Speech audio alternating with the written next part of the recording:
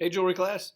So, first video here, we're going to go over the tools in the packet that you all picked up, or were supposed to pick up, and how we can use those things. To start off with, down here on the bottom is just the cardboard chipboard that you got. That's just to protect your surfaces so you're not filing or sanding or anything on tabletops or counters, making your mom or dad mad that you just ruined their table. So always make sure you're working on a surface you can work on, or use that included chipboard so you can protect your surfaces. Now, in your packets, there's some different sizes of wax, things like that, some blocks that I included, as well as some files to start with here. Everyone should have some sort of flat files.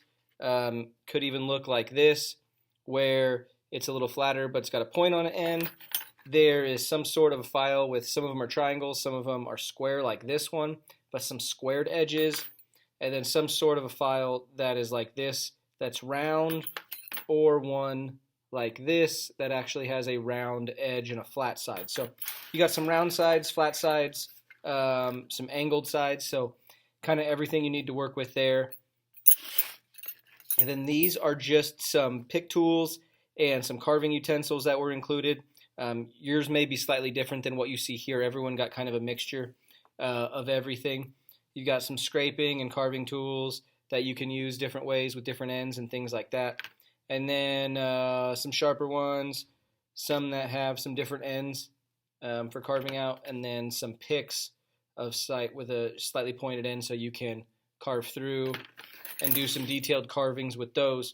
Also included in your kits were some sandpaper. So we have some rougher grit starting at 100 to take more material off, then some 220 grit, and then some of you have 400, some of you have 500 grit, depending on which ones you got. Just some finishing paper to get through some of those things. Also included in the kit, I threw in some super glue. That's to do a found object assignment if you need some of that, which we'll talk about later.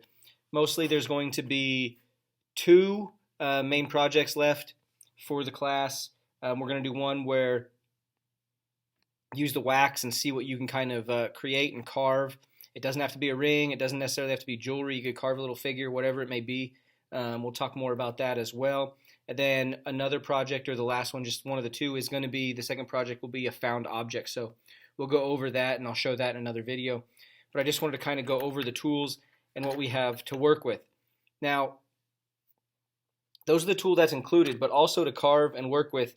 Here's like a little pocket knife. You may need to find a little pocket knife. Even a butter knife with a serrated edge will work, but something to take a little more material off than the files or the sandpaper, where you can carve, cut. Always cut, when using any sharp object, always cut away from yourself and your body. Never try and carve back into where your fingers are. Always kind of stay away. So you can use that. Also, along with like a knife or something like that, you could also use something. This is just a little kit, just like what we have in class, but just some X-Acto knives. Again, this is a cheap kit that I had gotten, I believe, from Harbor Freight, just a few dollars. If you wanted some extra tools, you could do things like that.